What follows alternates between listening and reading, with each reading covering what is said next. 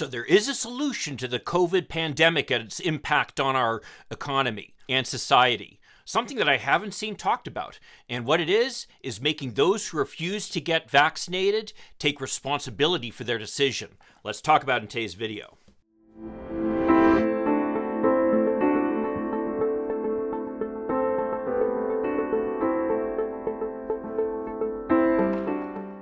Hi, I'm Mike Reiner. I'm a lifelong Democratic activist who's concerned about the direction our country is taking. If you share my concerns, maybe you could like this video, subscribe to this channel, even click that little bell that will notify you when I post something new.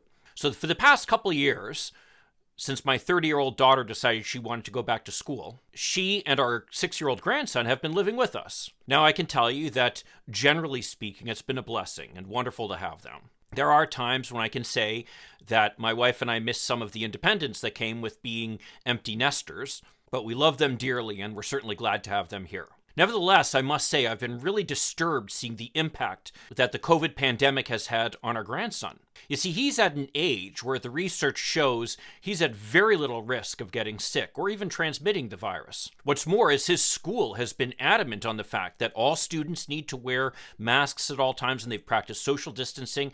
And truth be told, he wears a mask all the time now. He doesn't mind. And what I found is most children that age, they're perfectly happy to wear a mask. You know, it's just one of those things they kind of get used to and then they wear them and it doesn't bother them. It's not like the rest of us old fogies who've kind of gotten used to life without having to wear masks.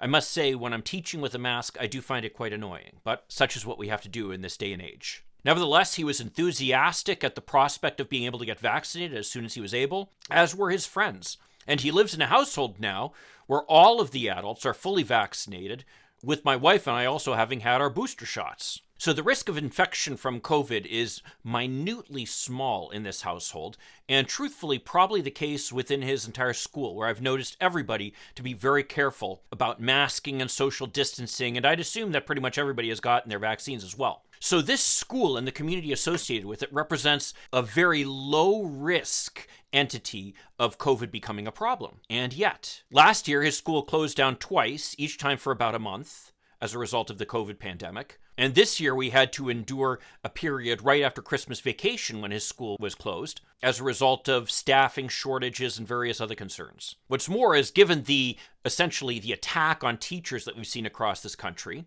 this school has essentially been raided for some of its teachers, and we've seen that it's had trouble keeping teachers on its payroll, since as a Montessori school, it demands somewhat more of the teachers than some of the other schools that might be hiring them. On top of these COVID shutdowns, both for the disease and for staffing shortages as a result of it, my grandson also had to miss school at one point because school was canceled as a result of a threat that the school rightfully took very seriously in this day and age of students showing up with guns and shooting up the place. Especially here in Michigan, indeed the very same county where we had a terrible shooting recently. Then following that, we had several days of shutdown as a result of a snowstorm. Now, certainly the snowstorm, we couldn't really do anything about that. And despite the fact that somehow I feel like they shut down school a lot more easily for snow nowadays than when I was a child, well, I guess there's nothing we can do about that. But the two other kinds of shutdowns that we've had to endure, one because of fear of someone showing up with guns and shooting up the school, well, that's a uniquely American problem. And then the COVID shutdowns are certainly a modern problem, exacerbated by the fact that we as Americans still continue to have a relatively low vaccination rate relative to other countries that are at a similar development level. And this is especially ironic given the fact that we got off to such a good start. I mean, this is the country where we had the vaccines first and where President Biden and his administration were very aggressive in getting vaccines into people's arms. I mean, I remember going downtown into Detroit the first time I was eligible to get a vaccine and being impressed with the incredible military-like organization that I witnessed as they got us through and got us vaccinated quickly, one right after another. That's American can-do know-how if I've ever seen it. But we all know what's happened since then, of course. The vaccination rate has essentially hit a plateau, with a large group of people refusing to get vaccinated for the simple fact that they don't want to. They argue that it's some kind of ideological predisposition based upon the arguments advanced by Donald Trump and his lackeys.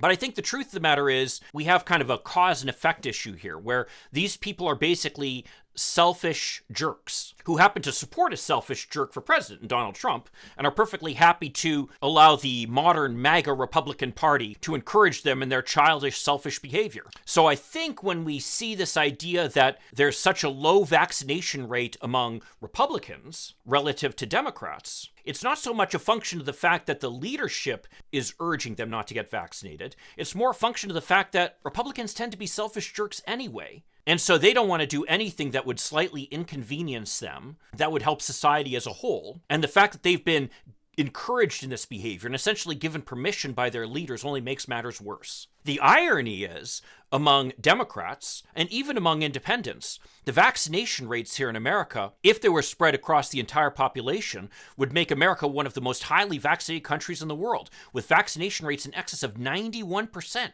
among Democrats. Republicans, well, that's a whole separate matter. And what research has shown repeatedly is that if there's any defining characteristic between the people who are vaccinated and the people who are not vaccinated, well, it's their political ideology. So where does that leave us now? Well, basically it leaves us with a situation where America is going to be grappling with this virus into the foreseeable future. And there's really not a whole lot we can do about that, especially with the Supreme Court taking the political, ideological position that President Biden exceeded his authority with the vaccine mandate. Now, if there's one piece of data that seems to be clear in the recent research, it's that Americans as a whole, well, we're pretty sick of the whole coronavirus thing. And truth be told, I'm with you on that. I have seen the harm that closing schools does to our children personally, with the impact that it's had on my 6-year-old grandson. I can tell you for a fact that virtual education for a kindergartner and first grader is no substitute for going to school. The burden that we've placed upon our children as a result of the shutdowns for this pandemic are really, in my opinion, unforgivable at this point. And we're going to be feeling the damage for this for generations to come, potentially. We already see a large increase in mental health issues among teenagers, for example, largely because at their age, they need the socialization to be able to develop their emotional and cognitive stability. And I can tell you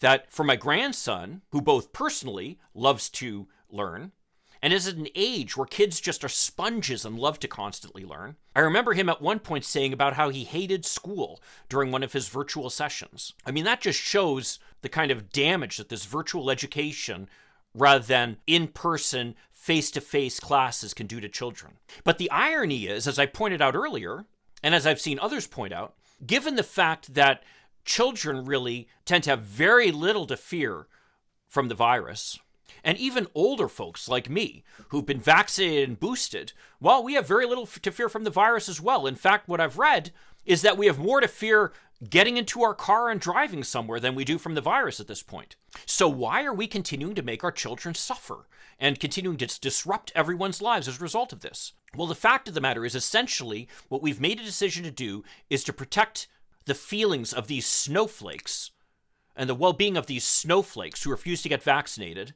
and essentially socialize to everybody, including those who are responsible, the irresponsible behavior of these few people. Well, I gave President Biden a lot of credit for the fact that he tried to essentially change that dynamic with the vaccine mandate and essentially make it clear that if you're going to participate in society as a whole, that you need to be vaccinated and you need to be responsible. Well, the Supreme Court, with its political makeup, they've kind of changed that whole dynamic there. Nothing we can do about that. But I'm here to propose another approach that might essentially put the responsibility on this issue back where it belongs. Some might call it hard-hearted, but at a certain point here, people have to take responsibility for their own actions. Why should we, as a society, be harmed, and especially our children be harmed, so that these few people can continue to have their temper tantrums? You see, the reason that we've had these shutdowns, and a lot of people forget about this, is because of the fear that the healthcare system would be overwhelmed with cases.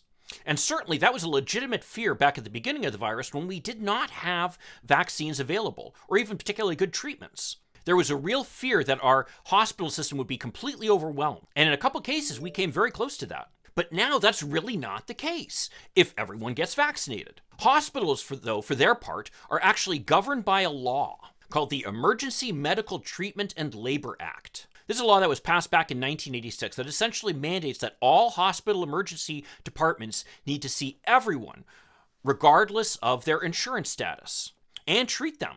This law essentially puts a burden on society as a whole to make sure that everybody gets some treatment, whether they have insurance or not. Essentially, again, we've socialized these costs. Now, I favor that legislation. I think that it was a great move. But the problem is now what that's done is it's essentially created a situation where hospitals can continue to be overwhelmed with COVID cases, and they're required to take them not based upon their insurance status, but simply based upon the fact that they have COVID. So what am I calling for here? And yes, you heard it right. I think that the administration needs to essentially promulgate a rule, which the statute allows them to do, by the way. Specifically, I would direct people's attention to 42 USC 1135 G1 of the US Code. That specifically allows waivers of this requirement in an emergency area during an emergency period. And 1135 E1B of the Act that allows a waiver if a public health emergency involves a pandemic infectious disease, such as pandemic influenza.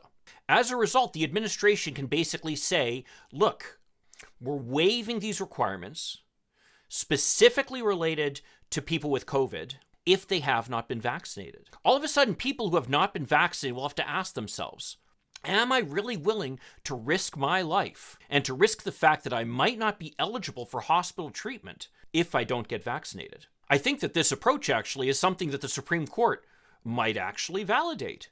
Why? Because it's not forcing anybody to do anything. In fact, it's doing the opposite. It's actually allowing hospitals the discretion not to do something, and that is to essentially treat irresponsible patients who've been overwhelming our healthcare system simply because of the fact that they refuse to get vaccines. Is this hard-hearted? Well, maybe, but you know what? The harm that these people have been causing on society as a whole is one that will take generations for us to get over. And in my governmental career, I've always been a believer that the best approach to solving a problem is to make people experience the consequences of their bad decisions. Hey, if you like that video, you might want to check out this one. It'll give you more ammunition to fight off the MAGA crowd and stand up for our small d and big D democratic values. I'll see you in the next video. In the meantime, let's hope for continued progress. Thank you.